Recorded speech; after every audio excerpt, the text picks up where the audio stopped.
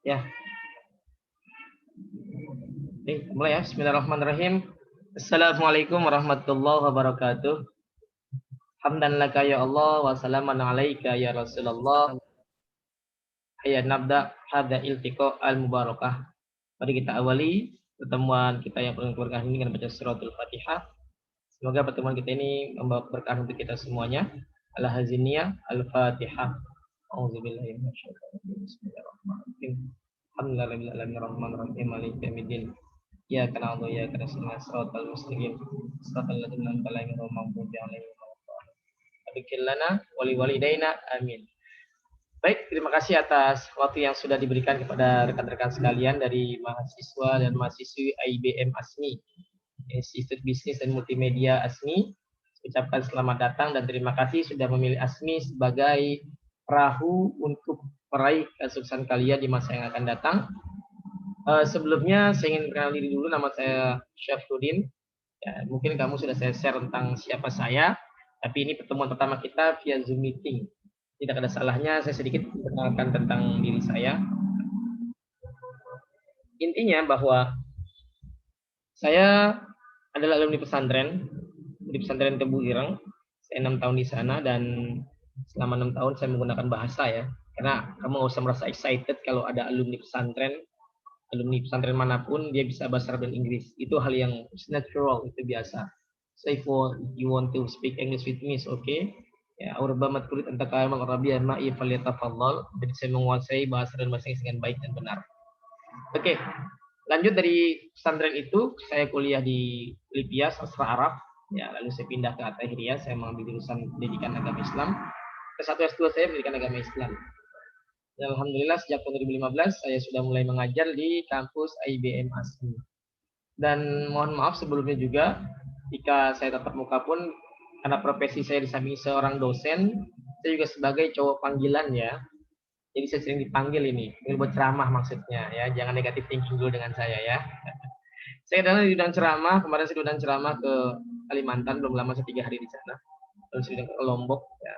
Cuma saya belum terkenal seperti UAS ya. UAS itu udah terkenal. Kalau saya terkenal nanti khawatir banyak undangan ceramah, jadi ngajarnya malah saya tinggalkan, ini bahaya buat saya. Oke, well, my beloved brother and sister, sekarang kita masuki pertemuan yang ketiga tentang urgensi manusia beragama. Urgensi itu pentingnya manusia beragama. Kenapa sih manusia itu harus beragama? Sejatinya manusia beragama itu ada 3 poin. Nanti di PowerPoint yang saya berikan itu sebenarnya ada banyak, tapi intinya saya bahas 3 aja di sini. Yang pertama sebagai the way of life, ya, jalan kehidupan kita. Kamu kalau naik motor, naik kendaraan mau ke kantor, mau ke kampus, itu kan bisa ada rambu lalu lintas ya. Kalau lampu merah kamu tidak boleh berjalan, lampu hijau kamu silakan, kuning hati-hati lah. Dalam kita beragama, kehidupan sosial pun harus ada agama juga. Inilah yang akan menuntun kita. Ya. Kalau kamu nggak ada agama yang menuntun kamu, ya kamu akan hidup sesuka kamu. Kamu mau style seperti apa, bebas. Ya. You can do what you do. Ya. Kamu bisa melakukan apa yang kamu inginkan. Tapi kalau agama kan enggak. Kita lagi enak-enaknya bekerja, tiba-tiba siang disuruh sholat zuhur. Lagi enak-enaknya bekerja, lelahnya disuruh sholat asar. Lagi enak-enaknya di jalanan capek, maghrib, isya, belum subuh, aduh, ribet. Ya. Tambah nanti sebentar akan masih bulan suci Ramadan. Ya. Di bulan Ramadan ini pun kamu akan, ya tadinya kamu siang bebas makan, bebas minum, disuruh puasa lagi. Ini maksudnya apa gitu ya? Makanya ada beberapa orang mengatakan agama adalah sebuah candu. Tapi ternyata agama itu adalah pedoman hidup kita. Ya. Kamu mungkin boleh sebagai seorang karyawan, sebagai seorang pengusaha, tapi and the last minute pada akhir-akhirnya kamu akan kembali ke agama kok. Kamu kenal dengan Profesor Dr. Insinyur B.J. Habibie yang disebut dengan Mr. Crack ya, karena beliau berhasil menemukan teori rumus retak Habibie. Dari suara kapal itu dengan teori yang beliau berikan itu tahu nih kapal ini rusak atau tidak. Dan rumus itu dipakai di Jerman. Ya, padahal Habibie orang Indonesia. Unfortunately di bangsa kita malah tidak memakai rumus beliau, justru di Jerman dipakai. Makanya pernah nggak kamu mendengar soal Jerman jatuh gitu ya? Mungkin hampir tidak ya, tapi di Indonesia kan ada kabar kemarin ya, saudara kita yang naik Sriwijaya, yang naik Lion Air itu ada aja. Nah, Habibie ini luar biasa. Ya, beliau mau jadi pemilik komisaris sekian perusahaan, tapi dalam menit dia ingin kembali ke agama. Dengan agama ini ya dalam bentuk hidup kita. Kamu kalau tidak ada agama, landasan agama kamu nggak kuat, kamu sebagai karyawan, saya khawatir ketika ada uang-uang panas ya dalam tanda kutip, ada uang panas di ya, mungkin uang tabukan lah ya kalau bahasa mahasiswanya itu. Kamu kerja gaji kamu UMR, tapi tabukan kamu bisa sampai 5 juta, 2 juta misalnya. Nah, ini kan uang yang nggak benar ini, ya. Kalau agama kamu nggak ada, ya sudah. Apa-apa orang. Buat gua doang kok, yang lain nggak ada yang tahu. Tapi kan Allah tahu. Kita bicara andai. Andai semua anggota dewan yang terhormat, ya, salatnya benar, puasanya benar, mereka nggak akan mau korupsi. Inna sholata tanha anil fahsya'i wal munkar wal baghi. Sungguhnya yang namanya sholat itu mencegah perbuatan keji dan munkar. Mereka sholat, tapi kenapa masih korupsi?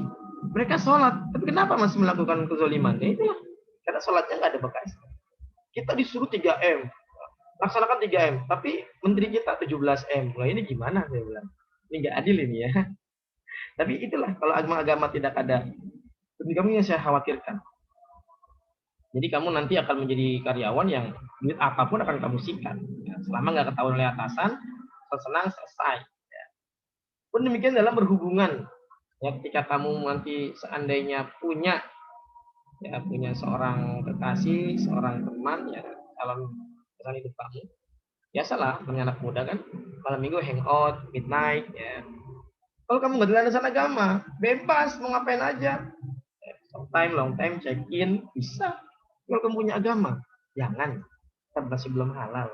Syarat dan ketentuan berlaku. Ya. Jadi ada yang bimbing kamu. Itulah agama sebagai the way of life. Ya. Dan yang kedua, agama itu juga bisa berfungsi sebagai seni. Ya. Seni dalam beribadah kepada Tuhan. Kemudian kalau umat Islam mungkin pakai peci, ya. Lalu pakai sarung yang pakai baju koko. Itu kalau Islam, kalau Muslim kan ya di gereja. Itu kan ini dalam kita beribadah menunjukkan kehambaan kita kepada Tuhan kita. Ya. Dan ketiga sebagai identitas diri kita. Kalau kita sebagai seorang Muslim. Oke, ini ada paparan saya dari via saya share screen dulu ya, nggak ada masalah. Oke.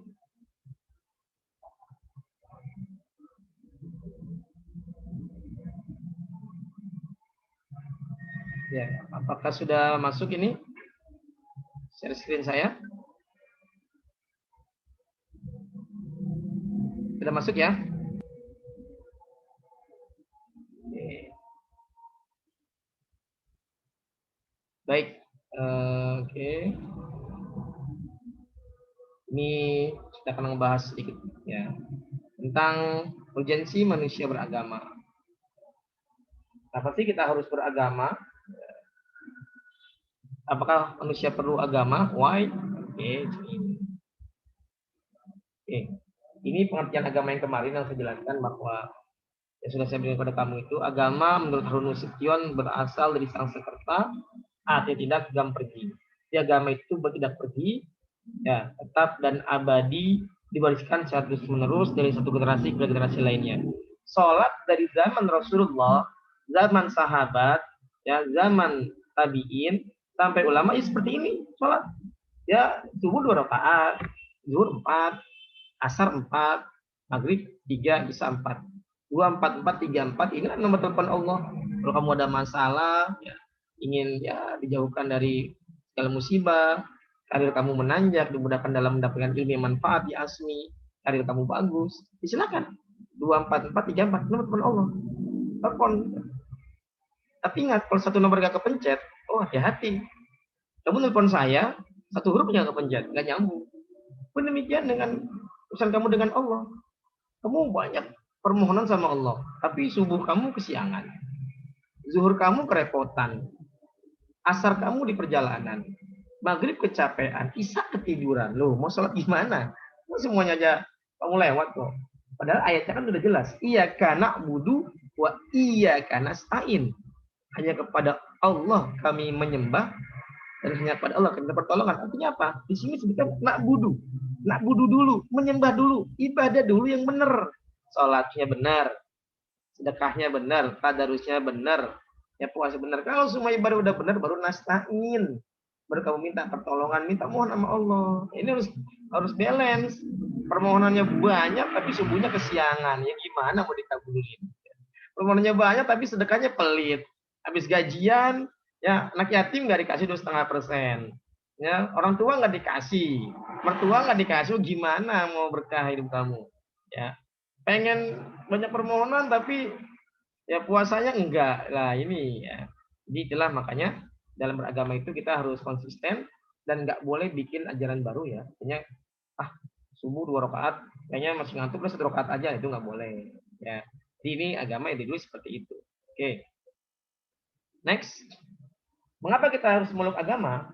Allah SWT berfirman Al-Maidah, al-yawma akmaltu lakum dinakum wa atmamtu lakum raditu lakumul Islam Madinah. Ya, yang artinya bahwa hari ini telah kusempurnakan untuk kalian agamaku dan telah kusempurnakan nikmatku serta kuridai Islam menjadi agama bagimu. Jadi dari ayat inilah menjadi bukti bahwa kita harus memeluk agama sebagai bentuk kesempurnaan dan kehambaan kita kepada Allah Subhanahu wa taala. Oke, next. Inti atau hakikat suatu agama adalah aturan-aturan yang mengikat dan menguasai penganutnya dengan kewajiban-kewajiban yang menjadi hutang baginya, yang dipatuhi sehingga menjadi adat kebiasaan dan jalan hidup baginya, serta meniscayakan balasan bagi pelakunya. Oke. Dalam beragama, ya, kita dituntut untuk melaksanakan ibadah-ibadah sunnah dan ibadah-ibadah yang wajib, ya. Nah, ketika ada ibadah wajib yang tidak kamu lakukan, maka kamu harus menggantinya. Ya. Sehingga kamu jadi seperti kehutangan. Contoh yang wanita ya, ketika kamu nanti bulan suci Ramadan, saya yakin perempuan nggak akan bisa full puasa Ramadan 30 hari. Malah kalau ada pacar kamu nih, yang laki-laki ini punya pacar kok puasa Ramadannya ini full 30 hari. Itu putusin aja. Itu bukan perempuan tulen itu ya. Perempuan tulen itu puasa itu pasti nggak full. Karena ada masa menstruasinya. Nah, dalam masa menstruasi 7 hari itu, ya, 7 hari, kamu nggak mungkin bisa full. Maka kamu harus menggantinya. Nanti di bulan-bulan setelah suci Ramadan. Dan awas, saya peringatkan bagi mahasiswi ASMI yang masih ada hutang puasa Ramadan tahun 2020. Kita 15 hari lagi ini mau masuk suci Ramadan. Tolong dibayar dulu deh, ya. Tolong dibayar. Kalau tidak dibayar, kamu kena kafarat, kena pengganti, kena denda yang itu besar. Yang pertama dendanya kamu harus memerdekakan budak. Oke, budak ini sekarang udah nggak ada lagi ya, udah dihapuskan. Yang kedua, kamu harus mengganti 1 hari puasa di Ramadan 2020, ya, sampai 2021 belum dibayar, kamu mengganti 1 hari menjadi 60 hari. 1 hari Ramadan 2020 diganti menjadi 2 bulan di Ramadan 2021 ini. Kira-kira bisa nggak? Sanggup nggak? Ya, Pak, saya nggak sanggup. Oke, masih ada opsi ketiga. Ya, kamu harus memberi makan orang miskin sebanyak 60 orang, ya, di mana satu orangnya itu 1 mud atau 1 liter lah, ya anggaplah 10.000 satu orang, ya. Maka dikalikan 60, 600.000 itu 1 hari. Kalau kamu punya hutang 3 hari dikali itu 600.000 kali 3 1.800.000. Ini hutang yang harus kamu bayar loh. Ya, baik lagi itu perempuan sama ini. Maka saya tekankan, ini masih ada waktu 15 hari, ayo. Ya, yang masih punya hutang-hutang puasa, ayo dibayar. Sehingga kalau kamu nanti terbiasa untuk berpuasa itu, ternyata puasa itu jangan salah loh. Puasa itu ibadah yang menyehatkan. Karena menurut ya analisis dari kedokteran, lambung ini butuh waktu 8 jam untuk menghaluskan makanan yang kita makan. Misalnya kamu sarapan pagi jam 7 misalnya, jam 7 pagi ya. Maka seharusnya kamu biarkan lambung itu menghaluskan makanan kamu 8 jam kemudian. Jadi kalau kamu makan jam 7 pagi, maka kamu baru boleh makan tuh jam 3 sore. Karena saat itu lambung sudah menghaluskan semua makanan. Tapi fakta di lapangan kan enggak. Kamu sarapan jam 7 tapi jam 12 sudah makan. Ya, baru 4 jam udah makan. Nah, jam 12 kamu makan, harusnya jam 9 malam, lambung itu baru makan lagi. Tapi kan enggak, kamu jam 5 udah makan lagi. Lu gimana saya bilang? Jam 5 makan, harusnya jam 2 malam itu baru jam 9 udah makan lagi. Ya Pak, sesuai anjuran dokter, 4 sehat, 5 sempurna, 7 ngemil Pak. Kebanyakan ngemilnya berarti ya. Ya artinya lambung nggak ada waktu buat istirahat. Ibarat mesin kamu paksa kerja terus, apa yang terjadi? Rusak mesin itu. Kalau kamu puasa, sahur kamu jam 4. Jam 4 kamu sahur, lalu kamu tidak makan lagi, nanti makan-makan sampai jam 6. Nah, jam 12, jam 1 siang, itu lambung sudah selesai menghaluskan semua makanan. Nah, saat itu kan nggak ada asupan makanan lagi yang masuk dalam diri kamu. Nah, saat tidak ada asupan makanan lagi ke dalam diri kamu, disitulah lambung kamu mengeluarkan toksin-toksin yang beracun. Yang dalam ilmu kedokteran disebut autolisis. Ya. Dan saat itu juga lambung kamu istirahat. Jadi istirahatnya 5 jam, dari jam 1 sampai jam 6. Ini luar biasa. Dari situlah kesehatan yang terjadi dalam diri kita. Ya. Kamu kan enggak. Pagi jam 7 makan. Tadi siang jam 12 makan siang.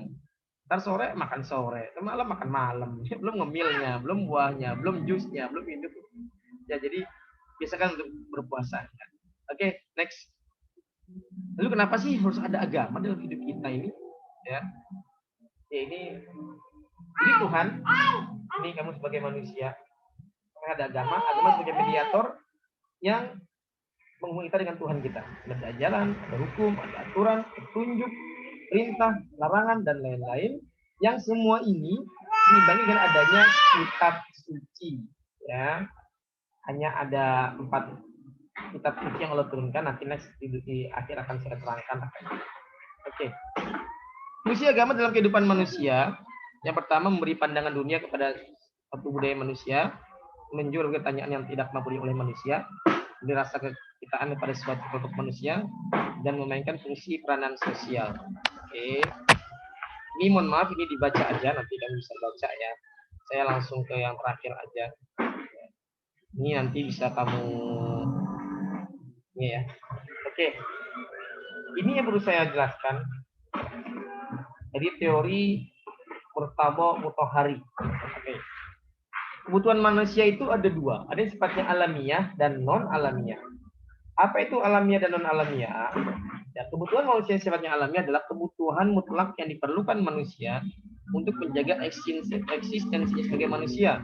Makan, minum, pengetahuan, kebenaran, kuliah, bermasyarakat, keselamatan itu namanya alamiah. Artinya tanpa ada ini ya kamu tidak bisa hidup. Ya, karena memang ini primer. Non alamiah itu apa? Nah, ini kalau menurut perspektif saya, non alamiah adalah kebutuhan yang bila tidak terpenuhi tidak akan menghilangkan eksistensi manusia sebagai manusia. Merokok, kopi, ya. Kalau kamu nggak merokok, kamu tetap jadi seorang manusia. Kamu nggak ngopi, nggak manusia. Yang perempuan mungkin ya dandan, ya itu kan non alamiah kalau menurut saya. Kalau kamu bilang itu seperti alamiah, oh nggak apa kalau saya nggak dandan nanti nggak ada cowok yang suka sama saya, itu lain hal. Ya. Oke. Oke, baik. Terakhir, kita masuk pada klasifikasi agama. Ya. Klasifikasi agama ini, agama secara klasifikasi terbagi menjadi 2 ya. Ada agama samawi, yaitu agama langit. Samawi itu langit. Ada agama ardi. Ardi itu bumi. Apa artinya agama samawi dan agama ardi ini? Artinya agama samawi adalah agama yang memang dari Allah Subhanahu wa taala. Agama ini ciptaan Allah, Allah kirimkan Rasul, Allah kirimkan kitab suci untuk menyampaikan risalahnya. Itu agama samawi namanya. Agama ardi ini agama budaya. Agama ardi ini bumi. Agama yang diciptakan oleh budaya setempat. Ya, mungkin kalau orang Jawa ada namanya Kejawen, Darmo Gandul. Ya, kalau di Sunda ada Sundawitan. Gitu. Lalu perbedaannya, yang pertama agama samawi dapat dipastikan kelahirannya, jelas. Nah, agama samawi ini ya jelas Islam itu datangnya kapan, ya ke Nabi Muhammad, ya. Lalu Yahudi itu datangnya kapan. Yang kedua beriman kepada Nabi dan Rasul, ini yang saya bilang tadi. Allah mengutus Nabi dan Rasul untuk menyampaikan risalahnya. Nah, yang pertama yang Allah utus adalah Nabi Allah Daud. Nabi Daud alaihissalam ini Allah utus ke dunia ya untuk berdakwah kepada umatnya kaum Bani Israel dengan kitabnya Zabur, bahasanya Ibrani. Lalu yang kedua Allah utus lagi Nabi Allah Musa alaihissalam pada Bani Israel dengan kitabnya Taurat yang disebut dengan Ten Commandment of God. Ya, bahasanya Ibrani. Lalu Allah kirimkan lagi Nabi Allah Isa alaihissalam dengan umatnya kaum Nasrani, kitabnya Injil bahasanya Suryani. Lalu Allah utus lagi Nabi terakhir yang menyempurnakan agama-agama yang sebelumnya, yaitu Nabi Muhammad SAW dengan kitabnya Al-Quran, bahasanya Arab, kepada siapa? Kepada seluruh umat manusia di dunia. Ini jelas, ya. Jadi ada nabinya, ada kitab sucinya, ada rasulnya. Ajarannya tegas dan jelas. Berbeda dengan agama ardi, agama budaya yang ada di bumi ini. Ya. Tidak dapat dipastikan karena mengalami proses pertumbuhan, proses kebudayaan. Agama kejawen yang harus dipastikan. Siapa yang pertama kali, Sunda Wiwitan juga siapa yang pertama kali mengajarkan agama itu, dan kitab sucinya apa, nggak ada mereka. Saya pernah melakukan penelitian 2010 itu ke Baduy, ya. Baduy Dalam di Banten. 7 hari saya di sana. Mereka nggak punya kitab suci, nggak punya agama ardi, agama budaya. Ya, bahkan ngaku nabinya Nabi Adam. Wah, pokoknya di sana yang nggak ada. Ya, itu tadi, itu agama ardi, agama budaya. Kita nggak bisa menyalahkan mereka. Jadi Sunda Wiwitan. Kalau Jawa itu namanya kejawen. Itu tidak memiliki nabi. Yang ada nabinya orang buatan manusia kok. Ya. Dan tidak memiliki kitab suci dan hanya memiliki tradisi dan adat istiadat. Nah, di dalam agama Islam Nusantara, Islam di Nusantara ini mengkonvergensikan budaya agama dengan adat istiadat setempat, ya. Agama istiadat setempat. Jadi digabungkan di situ, ya. Makanya kamu jangan kaget ada budaya tahlilan, orang meninggal 3 hari, 7 hari. Ini penggabungan antara ajaran Islam dengan ajaran budaya. Ada Maulid, karena ada Isra Mi'raj, yang lagi ada Nisfu Sa'ban besok yang 3 kali. Ya. Ini penggabungan antara agama Islam dengan budaya kita yang ada di Nusantara. Baik, sampai sini mungkin. Ya, apakah mungkin sini ada pertanyaan? Oke. Kita masih ada waktu 10 menit lagi, karena ini kita pakai Zoom yang terbatas 10 menit. Ya. Baik, sampai sini ada pertanyaan. Saya buka sesi pertanyaan. Silakan. Dina Andriani, apakah ada pertanyaan? Nggak ada, Dina? Oke. Alvina, Kang Kemis Amir Abdul, Kang Teddy Setiawan, Ahmad Jamal, Putra Sari, Uma Alfi, Firul Rahman, Siti Fatimah, Odi Setri. Tidak ada ya? Baik. Kalau nggak ada, saya berpatokan pada makalah bahasa Arab. As-sukut yadullu 'alan na'am. Silent is so that you are understanding. Ya. Diam itu berarti kamu paham. Jadi saya berharap diamnya kalian ini nggak ada yang bertanya, ya paham. Ya. Ada diam paham, ada diam nggak paham. Memang kalau via Zoom ini, ya saya nggak tahu apakah suara saya di sana jelas. Ya. Karena di sini hujan di rumah saya ini, takutnya kamu udah putus-putus, jadi nggak jelas. Oleh karenanya, di samping kita via Zoom, nanti saya akan mengirimkan juga itu tadi PowerPoint yang kemarin saya kirim, bahkan di dalam Pro juga sudah saya kirim.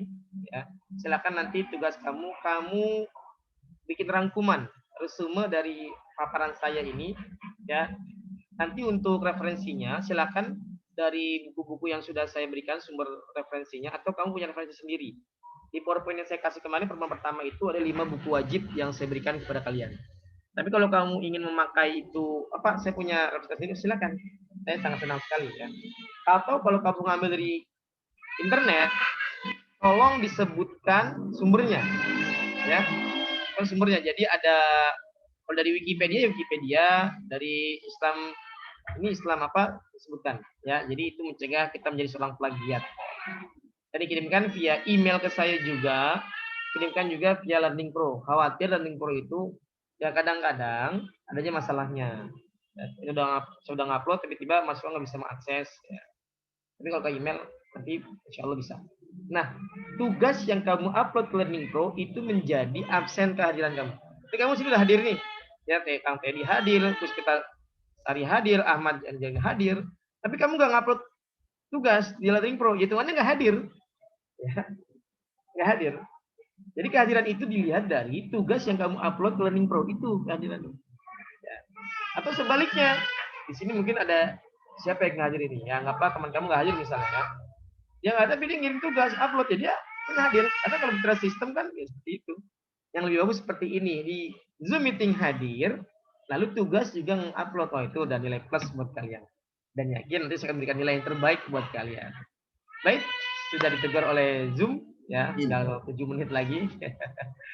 Ya, saya rasa cukup sekian ya perkuliahan kita. Kurang lebihnya saya mohon maaf. Apabila ada jarum yang patah, jangan simpan dalam hati.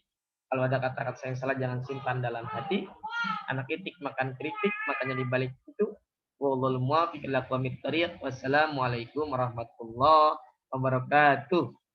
Waalaikumsalam Waalaikumsalam warahmatullahi warahmatullahi wabarakatuh. wabarakatuh. Terima kasih, Pak. Ya, sama-sama. Terima kasih.